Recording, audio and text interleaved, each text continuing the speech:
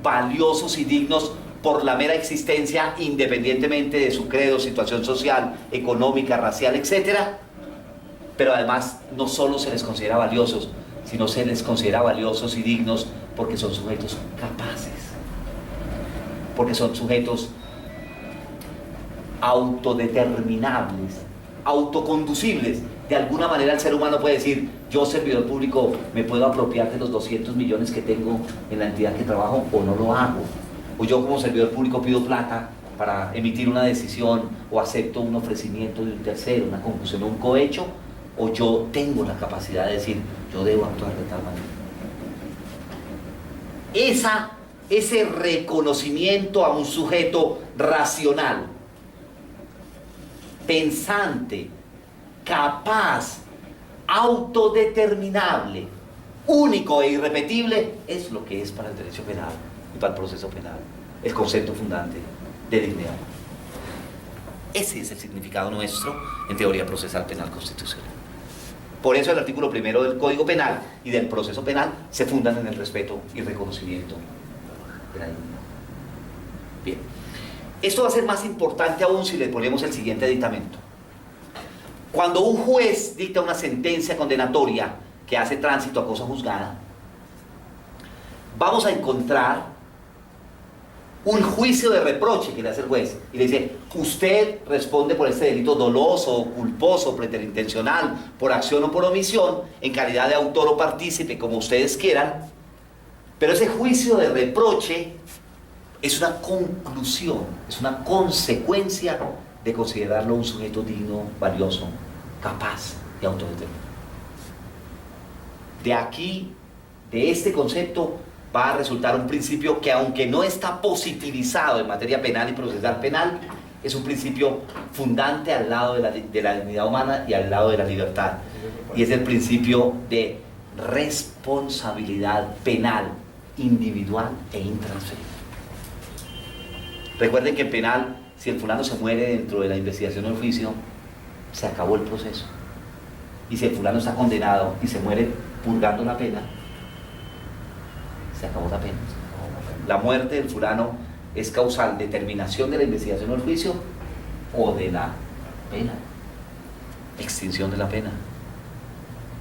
De esta categoría, de entender que lo que el hombre hace en la interacción con los otros, lo hace basado en un ser único e irrepetible, así como los dedos de la mano son de la misma mano pero no son iguales, los 5 hijos de la misma señora y el mismo señor no son iguales. Y en ese sentido, entonces el derecho penal monta al lado de dignidad humana y al lado de constitución antropocéntrica y al lado de entender que el sujeto, también el infractor, también la víctima y los terceros, porque todos son dignos, entender que estos actores en el proceso penal son personas racionales, únicas, irrepetibles, valiosas y fundamentalmente capaces de autodeterminarse. De alguna manera aquí entra un poquito la teoría del libre albedrío. Usted escoge entre cumplir o no cumplir, entre infringir la ley penal o no infringirla. De alguna manera hay un margen de autoconducción, de autodeterminación. El concepto de dignidad humana entonces va a ser fundamental en el principio penal de responsabilidad personal, individual e intransferible del sujeto. Y por eso, muerto el sujeto, se acaba la investigación, muerto el sujeto, se acaba la pena, se está condenado. Esa es la razón de ser. Queda claro el concepto de dignidad humana desde la perspectiva penal y procesal penal en un Estado social de derecho. Bien, ahora entremos un poquito al tema libertad e igualdad para entender que son derechos inherentes, porque todo el mundo habla de derechos inherentes y todo el mundo habla de dignidad humana, pero cuando se hace el examen a profundidad empezamos un poquito a patinar. Bien, hay 2 reglas constitucionales que son principios fundantes que necesitamos leer para dimensionar la importancia para darle la trascendencia y para entender la génesis de la libertad y de la igualdad. Básicamente la libertad, que es el tema que nos interesa por hoy, en un Estado social de derecho fundado en la dignidad humana y los derechos inherentes. Y es la primera partecita del artículo 13 de la Constitución y la primera partecita, las primeras palabras del artículo 28 constitucional. Por favor, miren.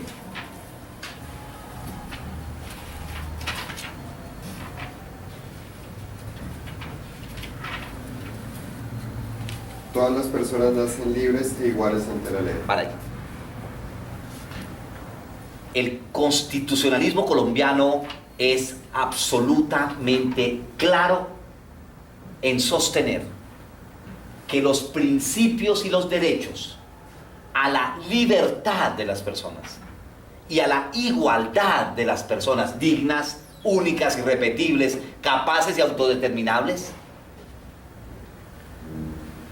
nace con los seres humanos.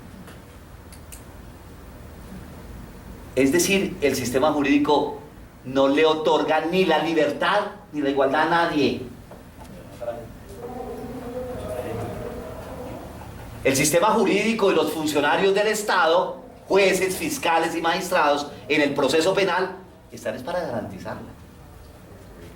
Está para protegerla.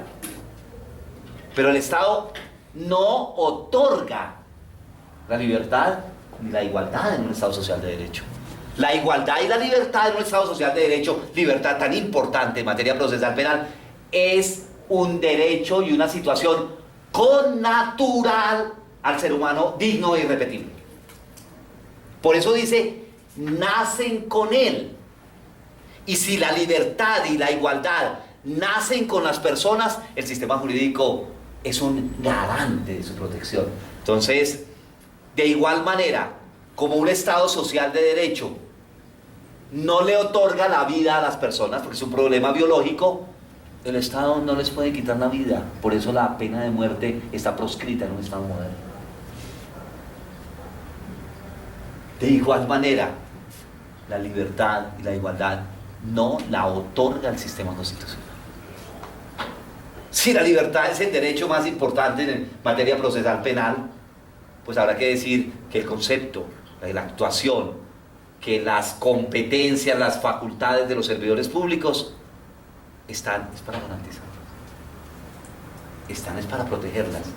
Y son derechos inherentes porque con base en esta regla del artículo 13, las personas llegan al nacimiento como seres humanos consubstancialmente, connaturalmente, implícitamente con el nacimiento, el reconocimiento de su dignidad, el reconocimiento de su libertad y de su igualdad.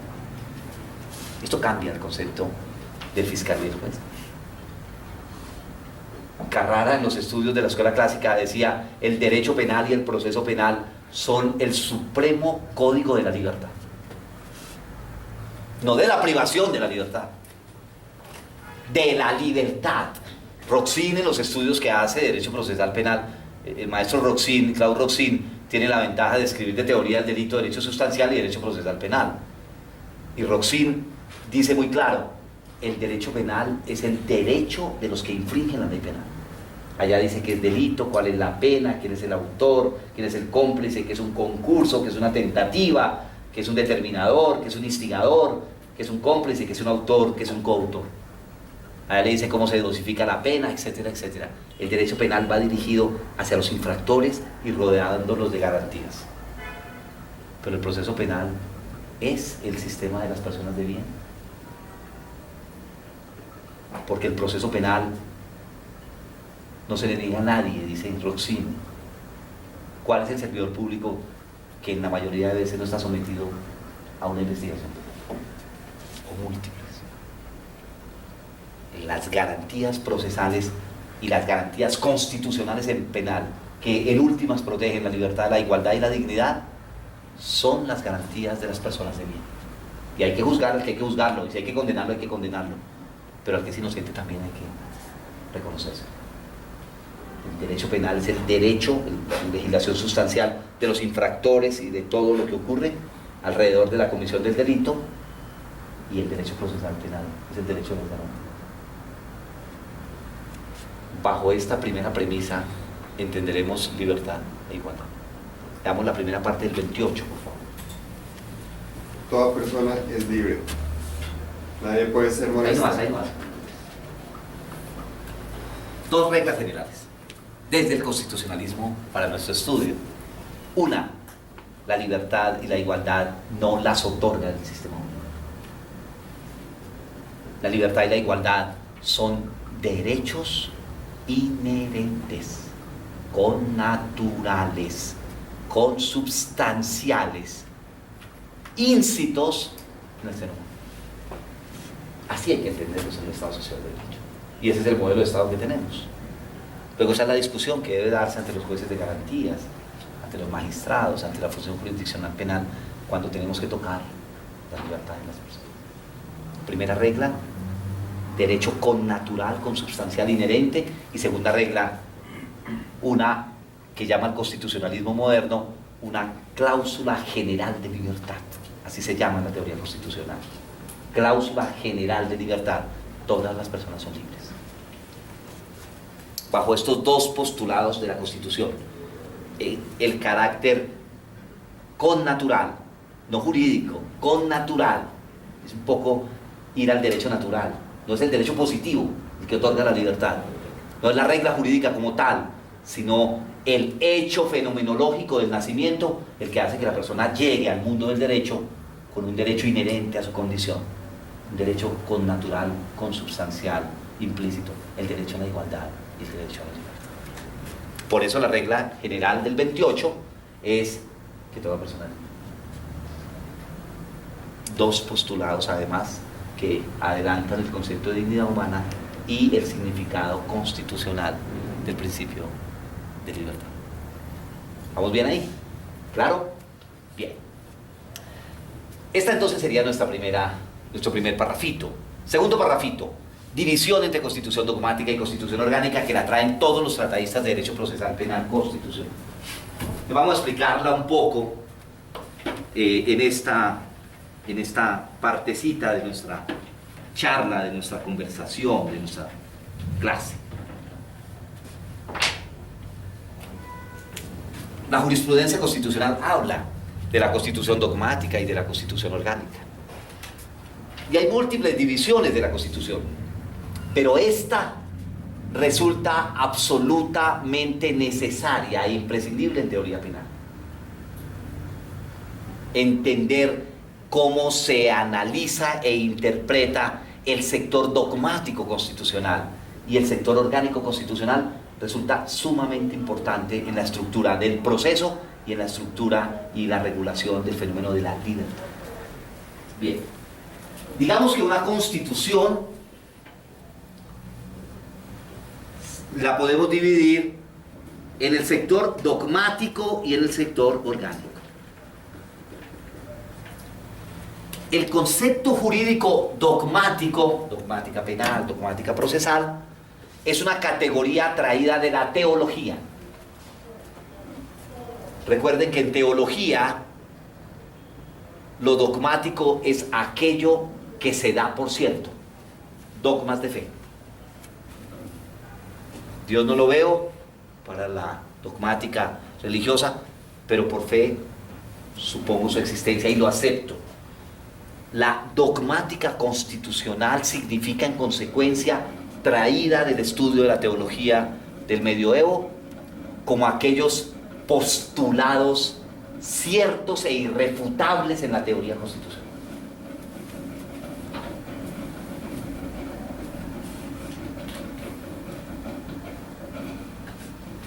Uy, caramba, ya son las 8. Solo traigo como 20 diapositivas según la primera. Para hoy. Bueno, desde que queden bien fundados los conceptos, que es lo que me interesa.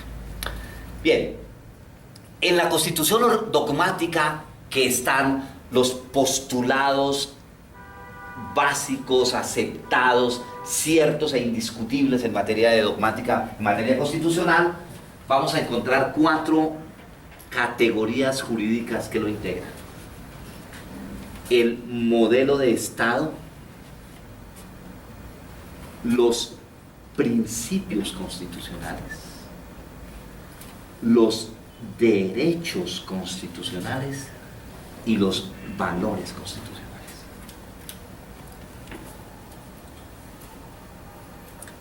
A esta partecita, en teoría constitucional, la vamos a llamar el sector dogmático constitucional. Ahí está preámbulo y la primera parte. Ahí está la regulación de la igualdad y la libertad. Ahí está el postulado de dignidad humana. Ahí está el modelo de Estado. Ahí está el preámbulo. Ahí está, digamos, la columna vertebral de la Constitución. Los derechos, los principios y los valores. Si usted abre la Constitución, lo primero que encuentra son los principios constitucionales. Y el sector orgánico de la Constitución hace referencia al aparato estatal, a las instituciones estatales, a las autoridades y a las competencias que el ordenamiento constitucional le da a órganos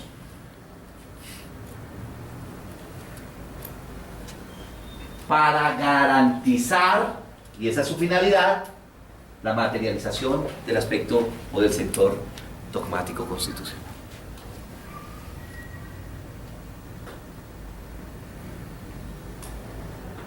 Entonces yo necesito saber qué papel cumple la Fiscalía, la Defensoría del Pueblo, la Procuraduría General de la Nación, la Contraloría General de la República, los jueces, la Corte Constitucional, el Consejo de Estado, la Corte Suprema de Justicia, los fiscales, la Policía Judicial, etc. Todo eso, en términos de competencias, autoridades, instituciones y estructura del aparato estatal, está en el sector orgánico constitucional. De hecho, eso que leímos sobre funciones y órganos están en el sector orgánico. Artículo 252, donde regula lo de la Fiscalía, y artículo 116, donde se habla de la estructura del Estado. Cuando estamos en el nivel de las autoridades, de la estructura del Estado, de las funciones, de las autoridades y de las competencias, estamos en teoría constitucional, en el sector orgánico constitucional. Y cuando estamos frente al modelo de Estado, preámbulo, derechos, principios, valores y todo el sector del núcleo central, estamos en la dogmática constitucional. Entonces el derecho a la libertad está en la dogmática constitucional. El problema de dignidad humana está en la dogmática constitucional. El problema de las facultades de la Fiscalía está en la Constitución orgánica. El papel de jueces en función de control de garantías o en función de conocimiento está en el sector orgánico de la Constitución. El papel que cumple la Defensoría del Pueblo en el Sistema Nacional de Defensoría Pública, el papel que cumple la Fiscalía, el papel que cumple la Policía Judicial, el Ministerio Público mientras existe, y parece que en la reforma se va del proceso penal. En los estados donde la acción penal está a cargo de la Fiscalía no hay Ministerio Público, y en los estados donde la acción penal es del Ministerio Público no hay Fiscalía. México, Chile, por ejemplo, son ejemplos claros de esa situación, son claros eventos de esa situación. Una idea importante que debemos tener como abogados en constitucional para entender el proceso penal: división en constitución dogmática y constitución orgánica. Y voy a hacer una pequeña reflexión del contenido básicamente de estas categorías de la dogmática constitucional. ¿Okay? Hago esa explicación, paramos 5 minutos para que vayamos al baño, nos tomemos el cafecito y sigamos porque es mucho tema, es mucho tema. Bien.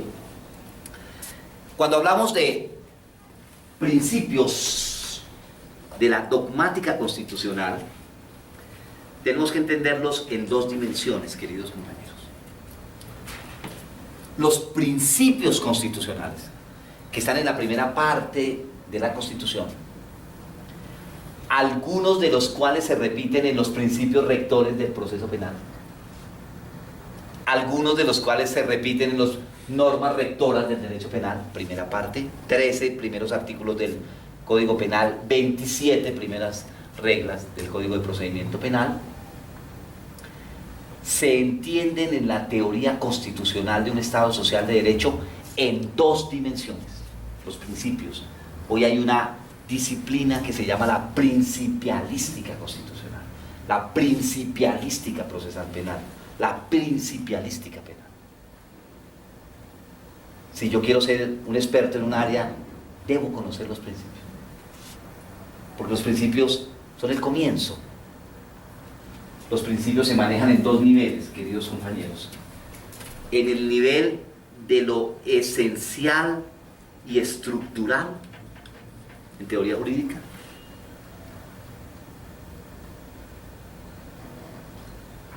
los principios son la médula espinal del sistema constitucional y del sistema penal.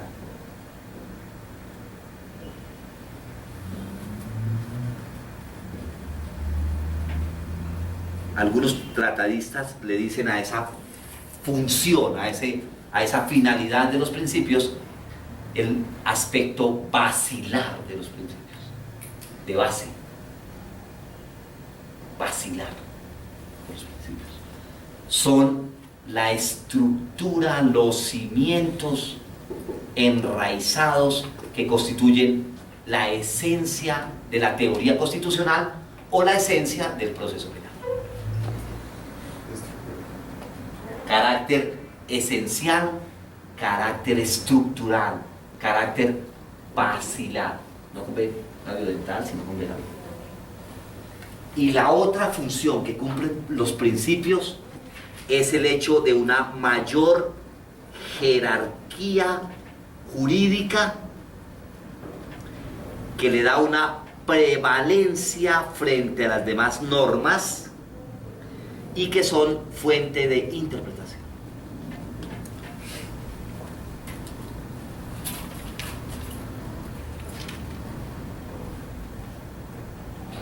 Mientras esta finalidad es una finalidad de esencia, de apoyo, de estructura y de base, esta finalidad la llaman algunos autores la finalidad estática de los principios constitucionales y penales, porque se repiten.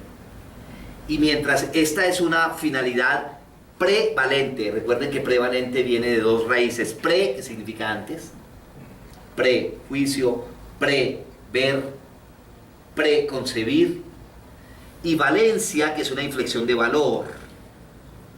Es decir, estos principios tienen un valor anterior.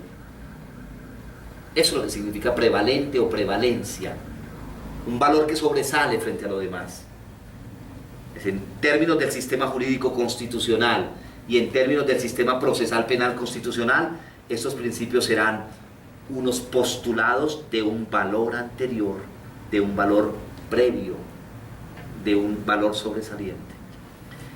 Y a la vez, siempre que usted resuelve un caso, en función de garantías o en función de conocimiento, como juez o como magistrado, usted siempre acude en últimas a la aplicación de un principio. Luego, los principios están en permanente movimiento. Los principios son instrumentos de resolución del conflicto penal en últimas. Toda regla jurídica, toda norma jurídica, toda institución jurídica, todo fenómeno jurídico en materia penal o procesal penal, en últimas es el desarrollo de un principio. Entonces, va a haber una actividad de esos principios que se mueve en dos direcciones en la teoría del moderno constitucionalismo: de estructura o base, principio de legalidad, principio de favorabilidad, principio de no reformatio imperius, principio de impugnación o apelación, principio de doble instancia, principio de la prueba, del derecho a la prueba, del derecho a postular pruebas, del derecho a conocer y controvertir la prueba, principio de la presunción de inocencia, principio de la presunción de buena fe, etcétera, etcétera. Estos principios van a tener desarrollo en otras disposiciones, y cuando usted resuelve el caso, aplica esas disposiciones, pero tiene que ubicar el principio del cual depende esa disposición para resolver el caso. Aquí el principio cumple una función prevalente y el movimiento, que es una función para la teoría procesal penal constitucional, una función dinámica. Pues ya hablé un poco del modelo de Estado. pues, hablar de derechos fundamentales, de dignidad humana, bueno, ya más o menos hice una pequeña referencia. Derechos en la teoría de la dogmática constitucional. El problema de los derechos y la libertad es un derecho. Dijimos, igual que la igualdad, inherente a la dignidad humana, consubstancial, connatural, que el derecho lo regula, lo protege, lo garantiza en la función judicial. Entendemos entonces el tema derechos del nivel constitucional dogmático en el entendido de garantías, de prerrogativas, de facultades que el sistema constitucional le da a los ciudadanos, con la posibilidad de acudir ante un funcionario judicial para demandar su protección o no vulneración. Un derecho en teoría constitucional, como el derecho a la libertad, se explica como la facultad, como la prerrogativa que le da el ordenamiento jurídico a una persona, que le garantiza determinada posibilidad o facultad dentro de la actuación judicial, pero además le da una herramienta para su protección y garantía, para demandar la protección, la no vulneración y la garantía de esa prerrogativa o facultad. Eso en teoría constitucional se llaman derechos subjetivos, y los derechos fundamentales son en la teoría constitucional derechos subjetivos fundamentales. Garantías, prerrogativas, facultades que el ordenamiento jurídico le da, y le da a la vez un instrumento jurídico para demandar ante una autoridad acceso a la justicia, juez imparcial, autónomo e independiente, derecho a la tutela judicial efectiva, que son temas constitucionales, para que lo resuelva in integrum, en su totalidad. Este concepto de derecho subjetivo en la teoría constitucional para el penal es lo que da lugar a una figura que conocemos los abogados penalistas como la constitucionalización del derecho penal y la constitucionalización del proceso penal. Porque ya los derechos que están en el contexto constitucional no son meras declaraciones de voluntad como ocurría en la Constitución del 86. Todos estos derechos están en la Constitución del 86, pero la Constitución del 86 en el Estado de Derecho no tenía herramientas procesales del nivel constitucional para su garantía. La herramienta constitucional que permite la materialización de los derechos fundamentales como derechos subjetivos, es la acción de tutela. Procedimiento expedito, en 10 días, célere, breve, sumario, sin ninguna complejidad, reglado ahí por el decreto 2591 y toda la jurisprudencia que hay sobre ese tema, que le permite en un procedimiento sin abogado, breve, etcétera, célere, al ciudadano de a pie la protección o garantía del derecho ius natural, ius fundamental. Pero el constituyente fue más celoso, igual que con las funciones y órganos de materia penal.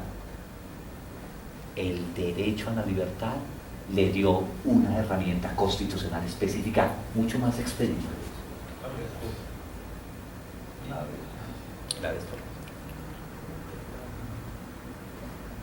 Y le dijo, no espere 10 días, 36 horas.